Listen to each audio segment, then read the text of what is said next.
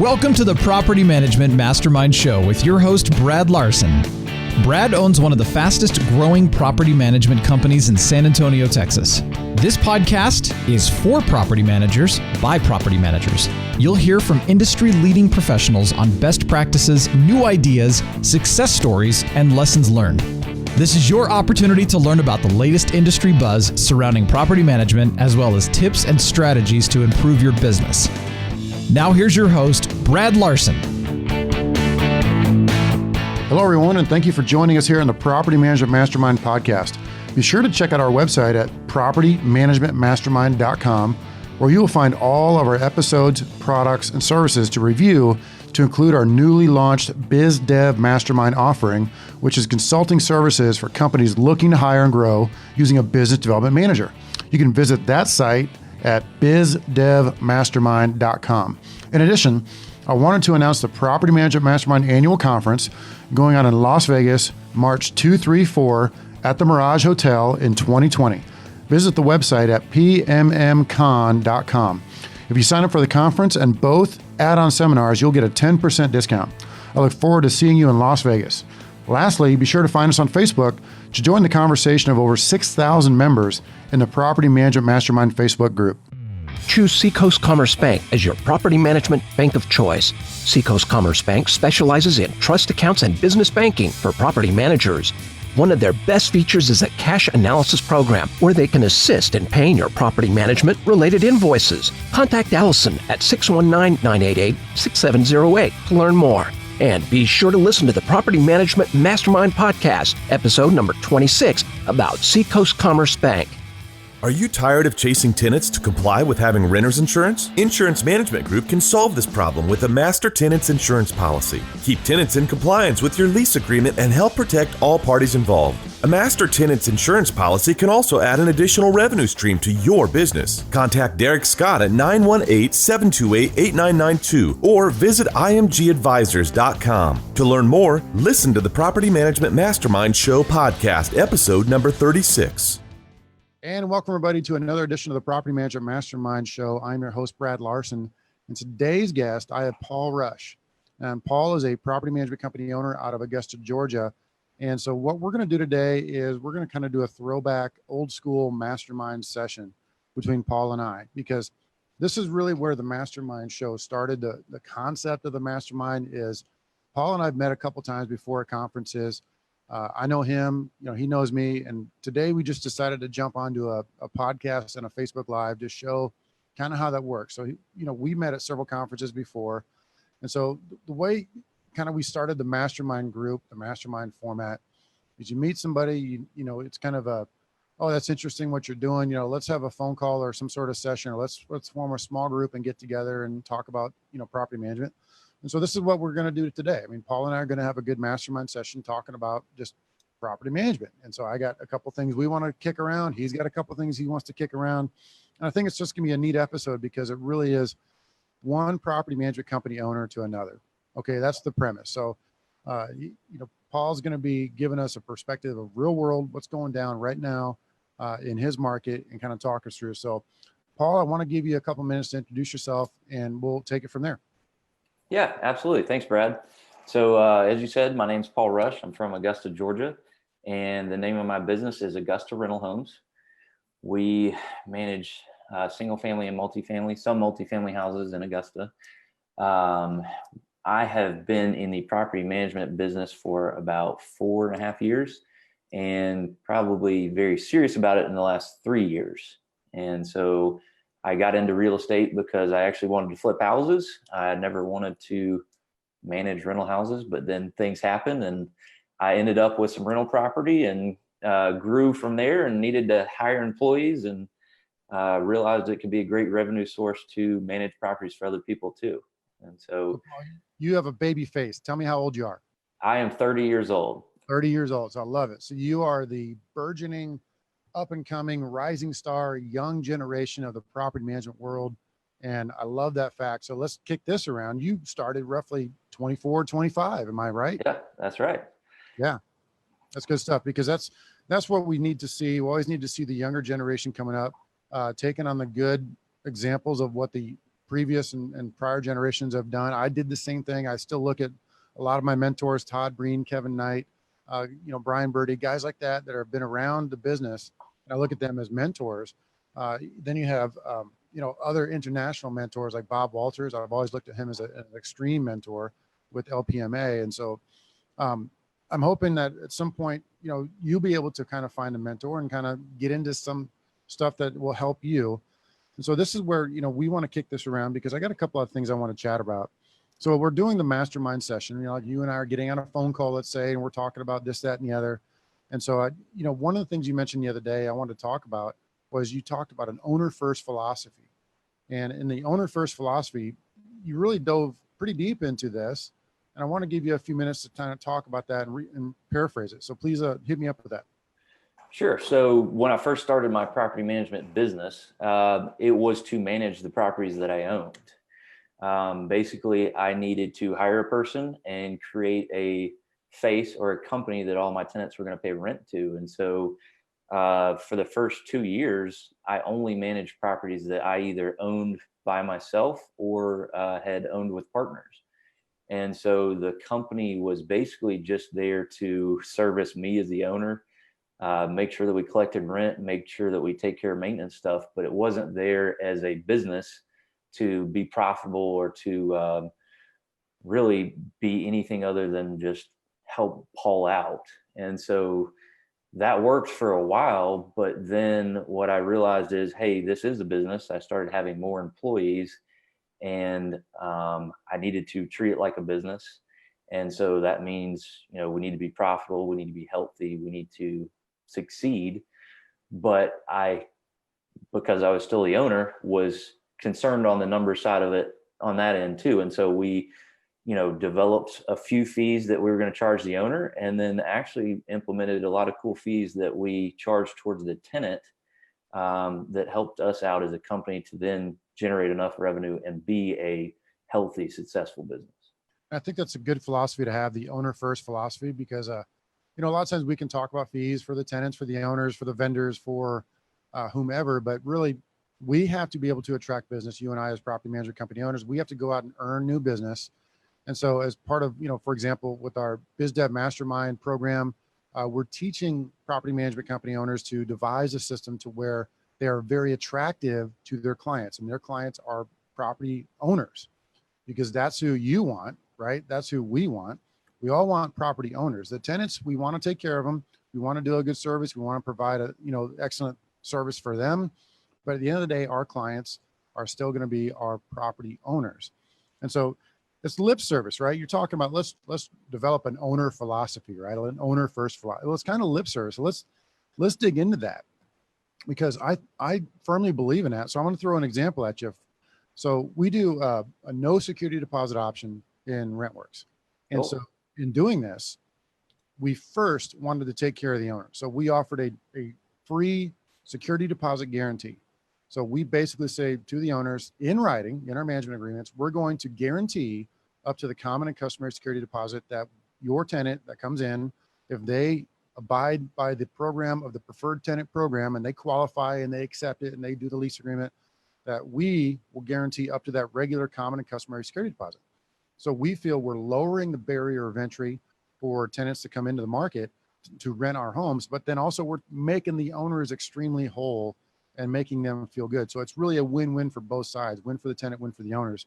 And I just mentioned that just to kind of start it off as an illustration point to what an owner first philosophy is. Now, yours might be different, okay, but I just want to maybe kind of kick that off. So tell me kind of a little bit further, give me an example of what you would call an owner first philosophy.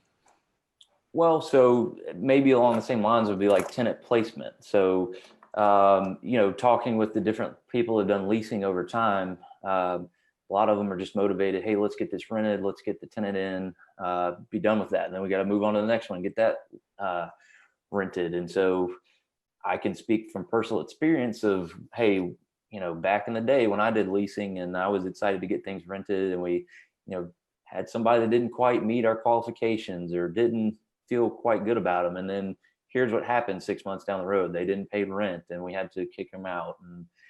And because I owned that property, okay, here's what it looked like, guys. We lost rent. We had to pay for court costs. We had to then turn the unit. And, if you think about it, now the leasing person or whoever I'm sitting down with and explaining that to them, they're sitting face to face now with the owner of the property, and they kind of see, okay, that, is something they've never thought about before. And we try as much as possible to bring a lot of those real world, here's how the owner feels about this. Same with when the really tough plumbing things that are $3,000 to clean out a sewer line or something like that, that hurts. And,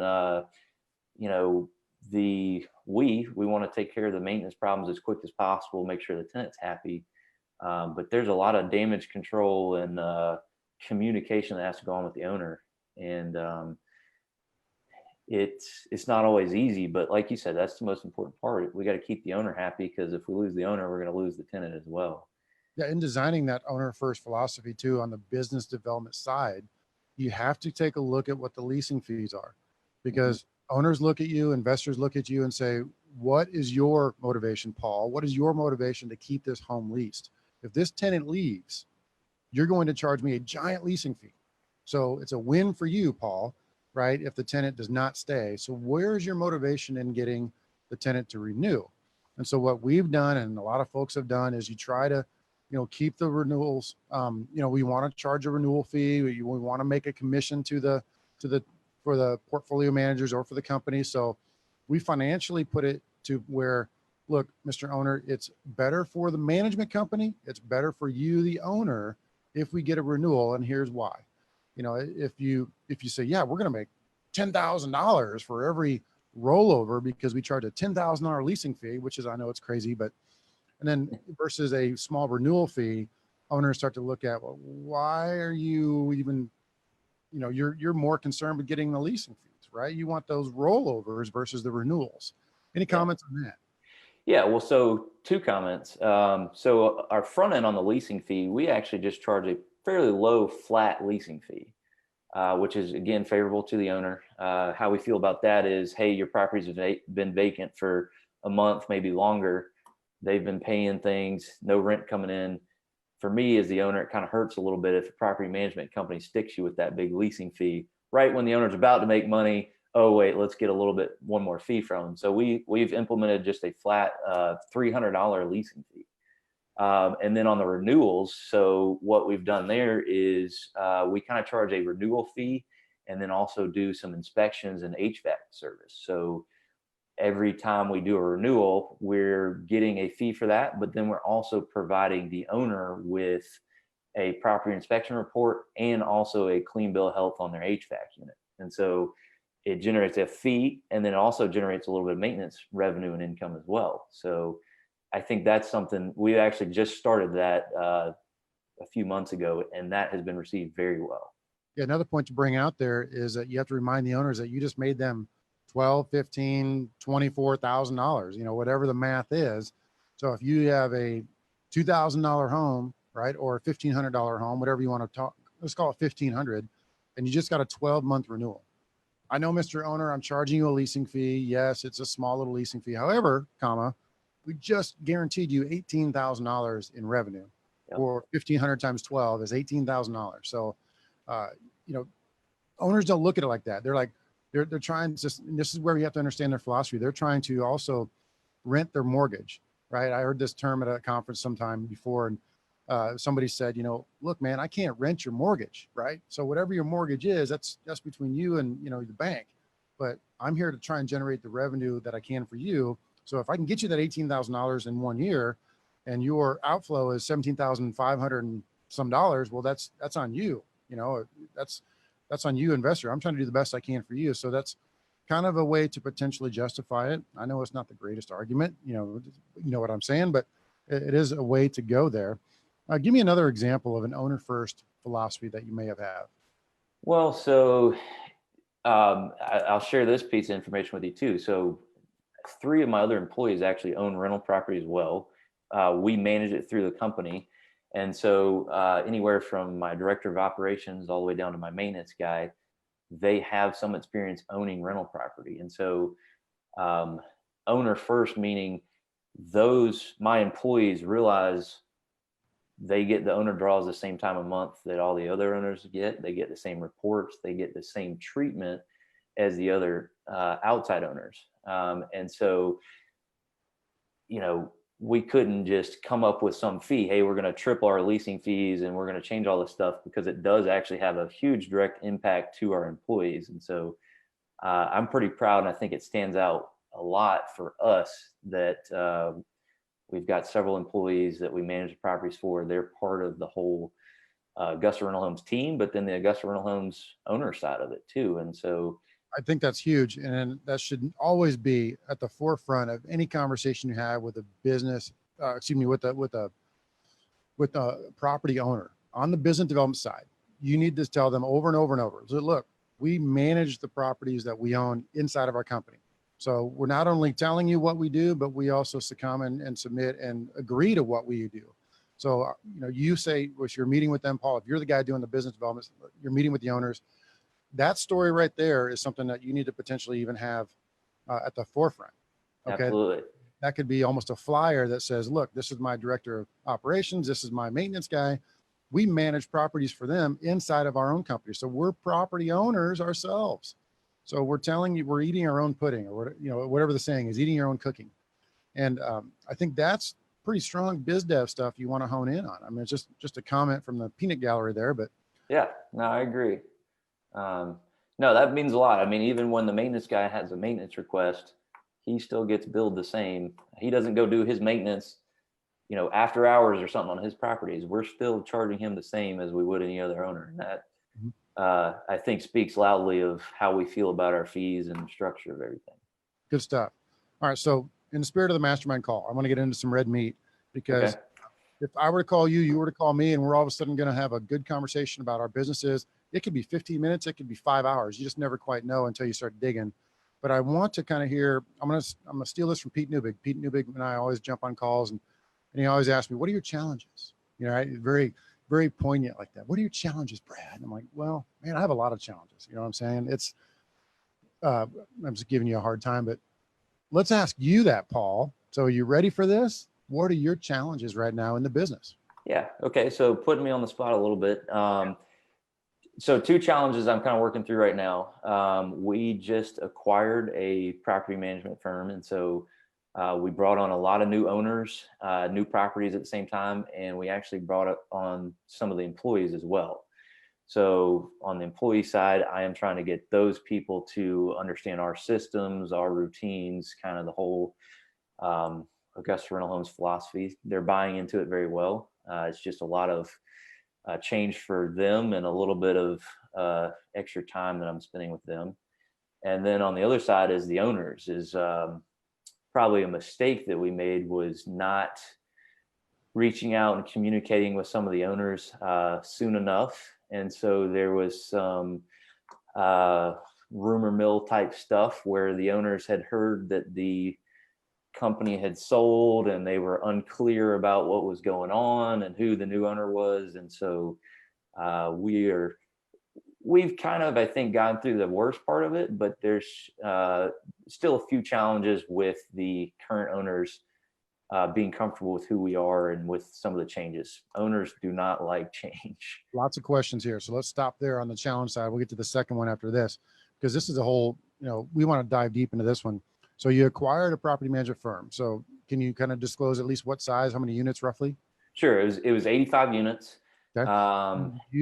Did you take over the unit or take over the contracts you bought the whole company, or did you just take over like an assignment of the contracts, or did you just kind of have a meet and greet referral system? How did the handover work?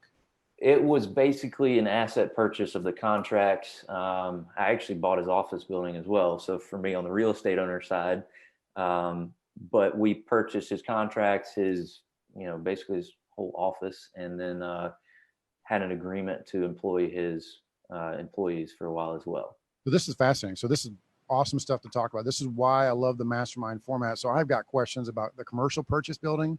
I've not yet purchased a commercial building. I mean, that's one of the things on the list is to purchase my own office, purchase a commercial building. So I mean, I could go down that rabbit hole, ask all kinds of questions, but then let's get back to taking over the property management company that you acquired. So you did an asset acquisition. Did I say that correctly? Yeah, asset purchase, I think, is what the attorneys called it. Okay. Asset purchase. Now, how many employees did you decide to retain from that company? 2 office staff and 1 maintenance person. How did that integration go with you bringing them into your system? So some of it was good, some of it was difficult. So one of the opportunities with this business is they were very old school. They were using QuickBooks to collect rent. They were kind of behind the times on the technology stuff. So there was a little bit of extra time that was taken to onboard the employees with, here's the software that we use, here's kind of how things work. None of their tenants were able to pay online. So we had those employees reach out to all the tenants and try to explain the paying online, get those tenants signed up. There was just a lot of new technology that was introduced, and it took 2 weeks maybe of spending time and practicing and getting them up to speed where everybody else is on using the software. Nick Cook and I did a podcast a while ago, and he was getting into acquiring a company, and he broke it down so detailed to where I believe it was close to roughly hour and 15 to hour and a half time it took him to integrate every single home that they brought into their system. So maybe that's somewhat gauging accurately with all the phone calls and follow-up. Would you say a couple hours is a fair rounding? Yeah. So, well, putting the stuff in the computer was kind of quick. I had me and another person did it. We got a good system down. That was quick. But again, where I made the mistake was underestimating the owner side of it. We're communicating with them. And so we actually ended up talking with a lot of the owners on the phone because they either called the office or us reaching out to them. And I mean, some of these owners, we were on the phone 20 or 30 minutes. And that's tough.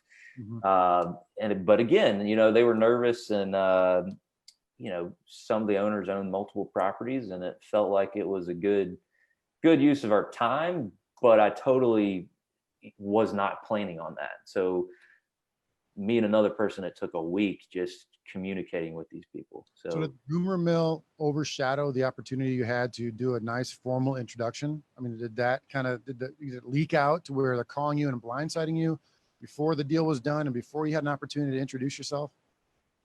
Some owners, yes. So the owner of the company was older and he's retiring is kind of the true story behind it. And that was the kind of announcement that we were planning on making. My mistake was, we closed on a Friday, then I waited till next week, and we didn't finalize the draft of the letter, and then it kind of drug out. And so, and by the way, it was the first of the month. So then the tenants found out that they had to pay rent to a different company. And so, I didn't think through a lot of things. And then by the time we sent out the letter, then it takes a few more days in the mail. I mean, we almost probably shouldn't have even sent out letters at that point. But the mistake was that we should have sent something out or planned it to time with the closing and with before the rent payments and those kind of things. No, that's good. That's good feedback. I mean, I like the fact that you can own up to making a mistake. Okay. We all make mistakes. So the lesson learned for the folks out there is to get ahead of this. Like if we have not acquired a company like that, I mean, a couple of the things that we've, integrated into RentWorks here, we basically had, a 25 unit where they just kind of did new contracts and we had paid referral fees. And another one was a smaller 10, 12 units. So we've never actually gone out and bought a company. Now there's acquisition experts out there, a guy like Matt Whitaker, he's very good at doing this type of thing. And they almost have it down to a format, but for a lot of us, and this is part of what I always talk to people about, especially that we're doing at the Property Manager Mastermind Conference, is Matt Whitaker is putting on a presentation to the effect of what happens when an acquisition falls in your lap. Now, maybe this was planned. Maybe you were out scouting the world and you were sending out 1,000 text messages a day to other local property management company owners trying to get an acquisition deal working. Or maybe the guy just walked up to you at a NARPM event and said, "Hey, dude, you want to buy my company? I'm getting ready to retire." Don't know the details of that, but let's talk through this a little bit further. Is making the mistakes of not getting out in front of it with the communication is understandable. I mean, especially if you're, okay, we're closing. All right, let's deal. The ink's barely dry. And so now We need to communicate and introduce ourselves. Question I have for you is, was the owner helping the former previous company, property management company owner? Was he helping this as far as trying to introduce all of his owners to a positive way to you? I mean, kind of what was the situation there? Yeah. So he's 100% on board. We have had a relationship for 5 years. He was the one that made me feel comfortable with being a landlord and property management. So he, 100% have his endorsement. He would say great things about me. He did say great things to a lot of the owners.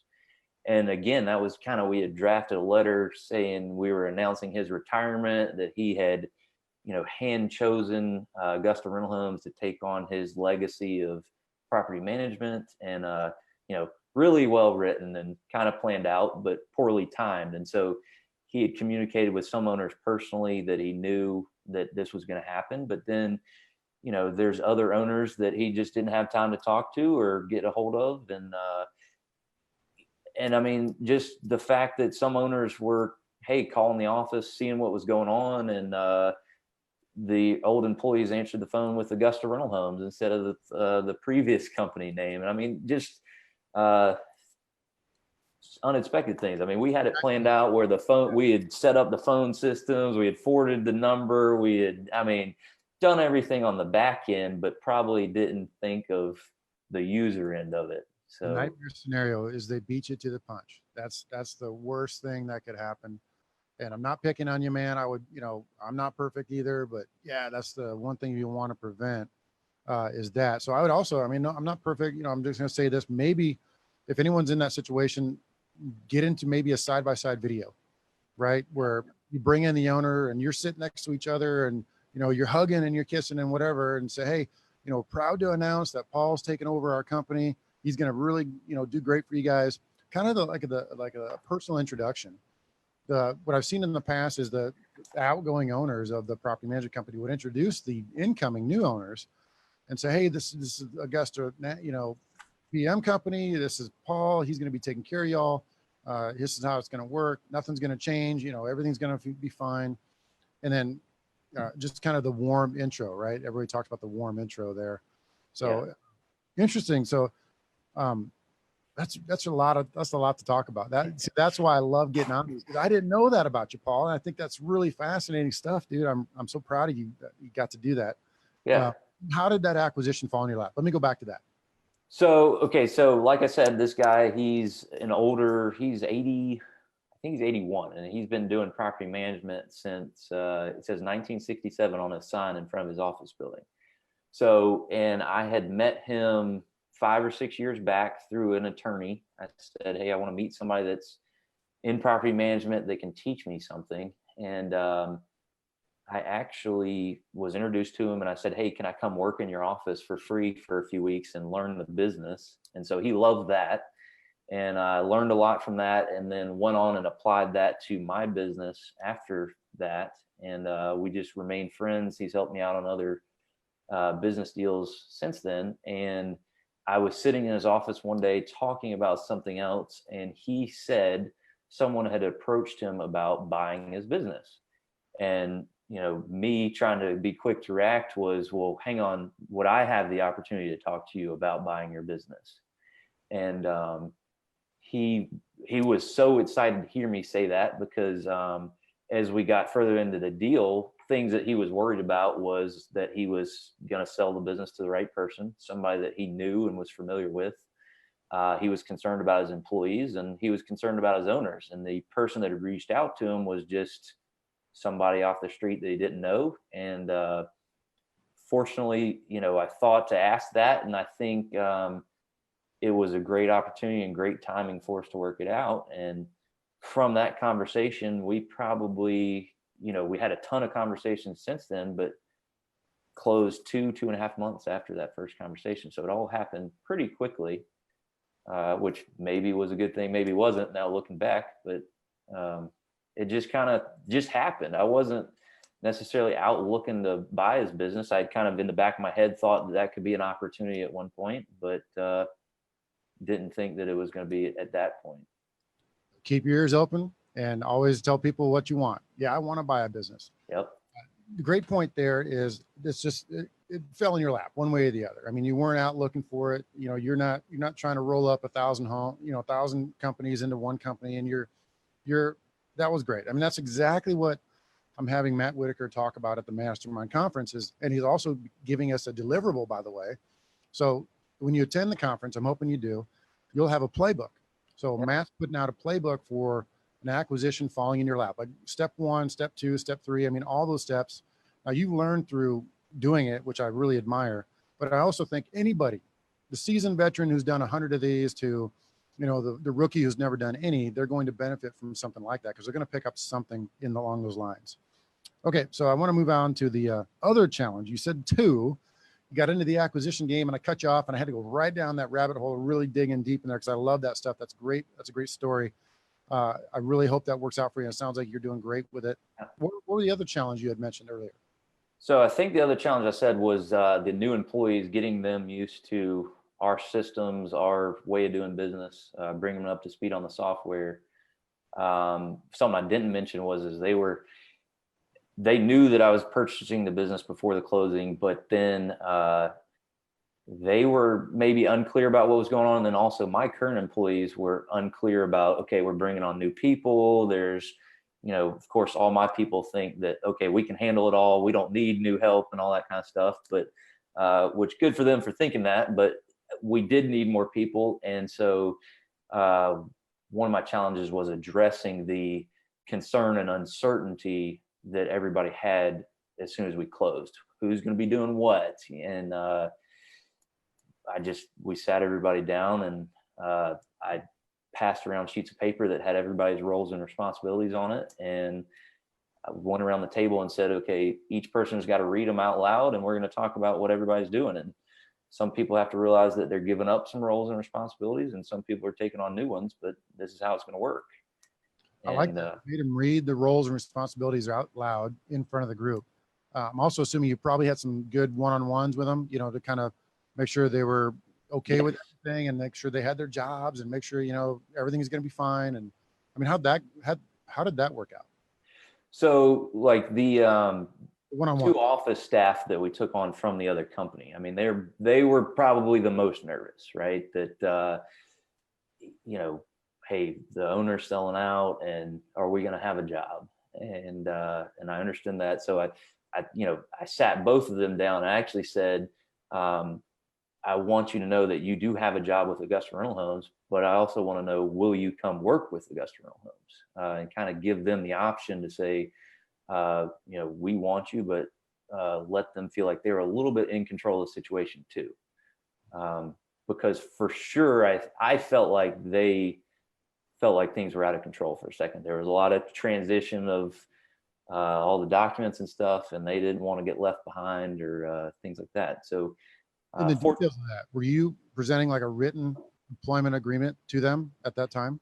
Not at that time. I mean, we just sat down and had like a conversation. When 2 of us are sitting in the chairs and like face to face, hey, I want you to come work with me. Will you do that? And the paperwork thing might have been a better idea, but it was mostly to address their concern.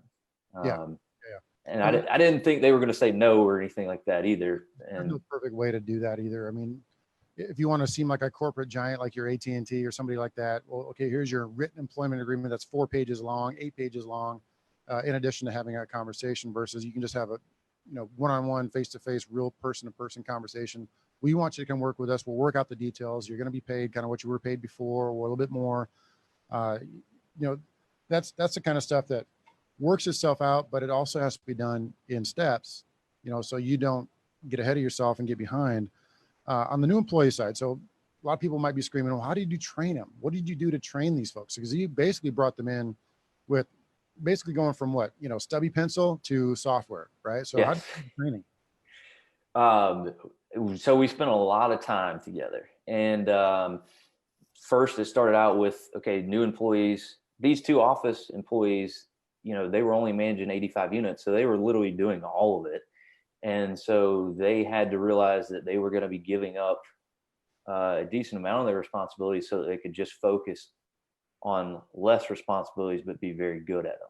And so training wise, what I did was we came up to my office, which is a different location than where our property management business is, and sat down at my desk and at my computer and, spent hours. Here's how you do this. Here's how you do that. And it was great because there was no distractions, and I was able to spend, 100% one-on-one time with these new employees and just work through how we're going to do things. And we have systems manuals written out, but we actually kind of took out a lot of the pages and worked through it together. Like, here's a blank page on how we're going to do move outs, and worked with it together instead of just, here's a 5-page document on how you do move outs, go figure it out. And it went well.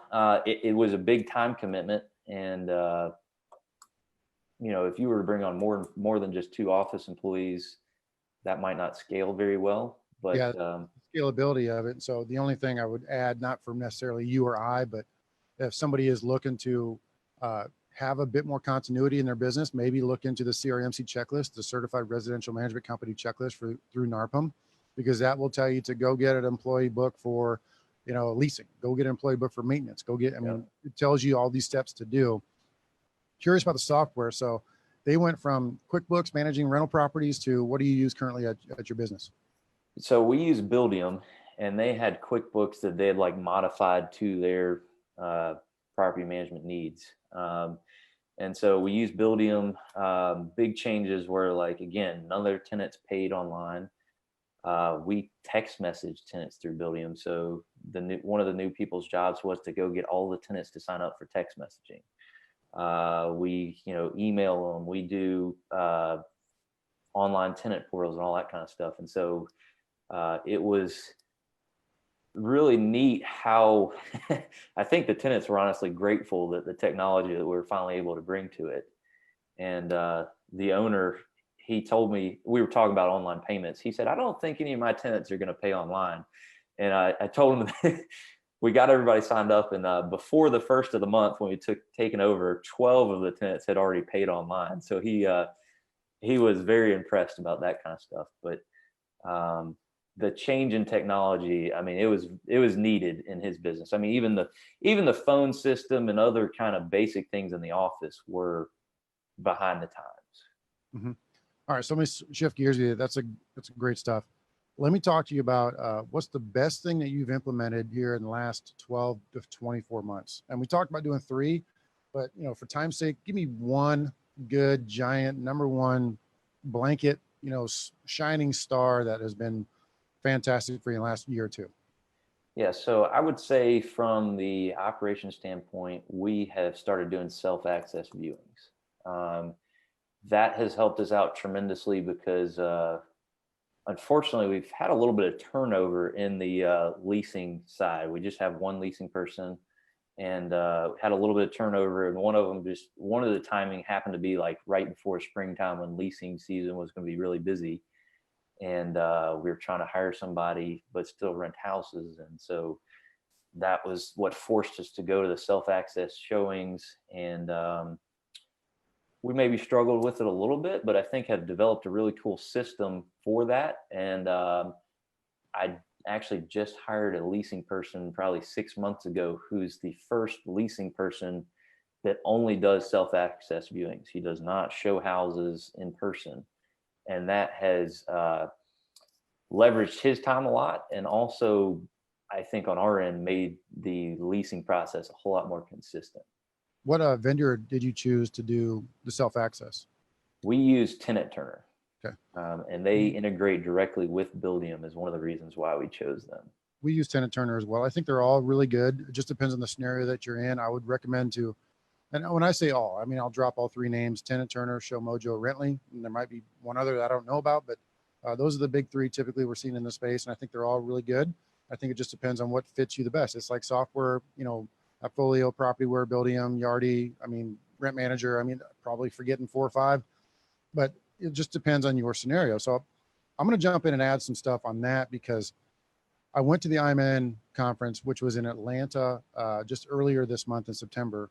And I got 3-4 good bullet points out of that. It's an interesting conference where they just do panels. And so you got to pay attention to get the golden nuggets. because it Yeah. slides by you pretty quick. There's no slides. There's no, but overall, I did get a couple things on this particular topic. So one, this is RentWorks challenge. This is one of our challenges. And I've had this conversation with a couple others like Amy Carnes and Rich Drake. I've been kicking this around with them. Tim Melton is our challenge now is we're getting a lot of co-brokering, and we have 85% co-brokering. Only 15% are doing 15% of our lease agreements are being executed through the self-assisted unaccompanied vacant home showing methods, right? We've shown over 1,600 times this year with, vacant unaccompanied assisted home showings. So our concept, this might be an idea because I'm stealing this from somebody at the IMN conference, was allow them to give them some sort of incentive. We have to figure out a way to potentially incentivize the applicants to want to do self-assisted showings. Now, this is my problem. This may not be your problem. It might be a lot of folks in the other out there saying 85% of our tenants want to do self-assisted showings versus us, it's 15% want to do self-assisted showings. So it could be flipped for you, but we're trying to figure out a way to incentivize the applicant tenants to want to do self-assisted showings. So we're considering waiving a lease preparation fee. Now, in doing that, it creates a weirdness because you're basically telling the tenant, I'm going to incentivize you to not work with a realtor, right? If you don't work with an agent, we're incentivizing you. So there's some weirdness going on there. You could make that argument. That's kind of a shooting yourself in the foot type thing with the realtor community. But really all we want is honesty. That's all we really want. Okay. The realtor should be earning a commission when they open the door to show the property to that particular prospective client, prospective applicant. That's when they earn that commission. If that home is leased to that applicant, the realtor opened the door for them, they should earn that X commission. Okay. What happens is, in reality, okay, and I'm not saying it's coming from my company. I don't think it's my portfolio managers. I think it's the outside agents. They're working with these applicants. And they say, yeah, go show one of these RentWorks homes. Call in. You can do a self-assisted showing and then put my name on the application. Oh, yeah. Put my name on the application. Why don't you? It's just like apartment leasing. That's how it works with them. Is they incentivize these folks that are looking for apartments to go out and go to 1, 2, 3 apartment complexes, do the tour, drop their name, and then they get a giant commission. So I'm thinking this is happening a little bit more than I'm comfortable with in this market. Is whatever company you want to name agents are talking to the soon-to-be applicants, telling them go show, use the tenant turner. All they ask for is a driver's license. They'll confirm you get a code, and then once you apply, just drop my name. All right, they never showed the property in person. That's a challenge I'm having right now. Any comments on that? Yeah. So you might be upset to hear then that we have never paid another agent a commission to rent a house. You're my hero, Paul. I want to be just like you. I don't know how to do that here, but that's awesome. Well, so that's interesting. I mean, that's, I guess, just the difference in the markets that we 100% are self-access viewings, only showing vacant houses, don't have to deal with other agents. And, I see that getting adapted pretty well around here. So maybe it just, different market, you're maybe. Well, we do put everything in a multiple listing service, right? Okay. That's the San Antonio, Austin market. Everything goes into the MLS. So that could be a huge difference between us and you just right there. What do you think? Probably. Do your listings still get then put on Zillow and other places for the regular folk to see? Yeah, they're all syndicated out with Zillow and Trulia and HotPads and whatever 20 other million websites I'm forgetting. We're not even going to talk about the whole Zillow extortion thing right now. Yeah, don't get me started on that. I don't want to get you started because I know the deal, and I don't even want to go down that path. But that's an interesting concept, how you have the total opposite of what we're doing. And so our challenge is to try to figure out a way to get more. Our challenge, actually, to be very upfront, is to pay less in tenant realtor commissions. Because if they're not showing the homes in person, they probably didn't earn the commission. So I know I'm getting screamed at right now. Well, they got to register through the centralized showing service. Yes, they do. But they can still register through the centralized showing service and then tell somebody to call in and use the tenant turner system. Right. It's not a catch-all. Yeah. So I would think, though, that because how great the technology is, that's going to get adopted more and more. So hopefully, at least over time, your fees or commissions will go down, or maybe your adoption rate, you might convert from 85 to 50%. Because I mean, American Homes for Rent, all the other big funds are doing it self-access too. So Agreed. I think that's the way of the future. I think it's going to be what you're seeing right now with the unaccompanied vacant home self-assisted showing method is what we're going to be seeing with the no security deposit option in another couple, 3 years. I think that's going to really change the single family home rental industry. Now, another one. Okay, I'm switching gears. I don't have a solution for that. All right, we're just going to put that, sure. that challenge I mentioned, we'll put that problem off to the side. I'm still looking at it, talking to some folks. The thing that I thought was pretty genius was folks, this is on a panel. This is not me. I'm not mentioning fees or names. I'm trying to keep neutral here. But during the application process, the applicant would have an opportunity to check a box to pay an additional small fee, right? X to something X, 2 figures to 3 figures, to hold the property for 2 business days. So they would be the only person that could rent that property for up to 2 business days while you make sure their screening criteria is all met and all that good stuff. Because what happens is people want to show on a Friday evening. They want to go look at a property. They want to apply for it, but then they don't want to go home, out and look at 10 other properties Saturday and Sunday because the one they looked at and fell in love with on Friday, they just want. And Right. so what they're doing is, this is from a panel again, they're paying this little small hold fee at the time of application. So here's your application fee. Here's your little small hold fee all at one time. And then the hold fee is a fee. It's gone. Okay. It goes to the company. Now, some people are doing this already, right? Because they're doing an application and a security deposit at the time of application because they take the first in the door, right? The first qualified in the door wins. But, we're doing best qualified, right? Yeah. So if we take in 1 or 2 or 3 applications in a weekend, we choose best qualified applicant. And so I thought that was an interesting, I'd never heard of that before. And I'm a fee king. You got to know me. I'd never heard of that one before. And I thought that was pretty interesting. Would that relate in your market? I mean, how does it work for you? So I think it could be used in our market because, yeah, we get the question all the time. Hey, if I apply now, has anybody else applied, or am I going to get approved if I apply? So that would be a great, pitch for the fee. Hey, if you apply and pay this fee, you could get it as long as you meet our criteria. I like that a lot. So I definitely think that it could work. And then as far as the fee thing too, I love that. I mean, that's a great profit source for the management company. Doesn't cost the owner anything for us to do that. And it's easy for the management company to do it. I like that. Yeah. And I think it could be a win for the tenant because it gives them peace of mind that, hey, we're going to put you first in line. We're abstaining, restraining ourselves from taking other applications in. We're just looking at yours. And as long as you get us everything we need, we can approve you and get you in. I think a lot of people, I would do that. I would do that. I look at that in reverse. Okay. I'm moving into San Antonio. I'm a military person. I want to go rent a property. I found one I love. I don't want to mess around and go look at 5 others because in case I don't qualify for this one, I know I'm going to qualify for this one, right? A lot of the renters that we work with, they know they're going to qualify. It's not an if or, if, ands, or but. I mean, 85 to 90% know they're going to qualify for the homes. Yeah. And so they apply. I mean, I'm in a different market, different price range than some others, but a lot of folks don't apply as a coin toss.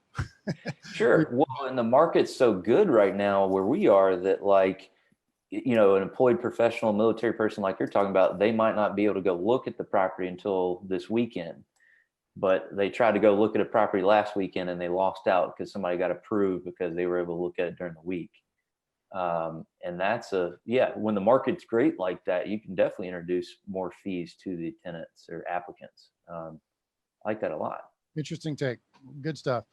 Well, hey, this has been fantastic. This has been an example of a mastermind. So everybody out there, if you're wondering kind of how this started and how you can participate in your own mastermind, this is just exactly it. We asked a couple questions. I got to know Paul a little bit. I talked to him about what we do. What are your challenges going on right now? What are some of the best 1 or 2 things you've implemented in the last couple of years? That's a real simple mastermind format. So for anybody out there watching, listening, you can definitely jump in and do something like that with somebody you might meet. And you never know the golden nuggets you take out of it.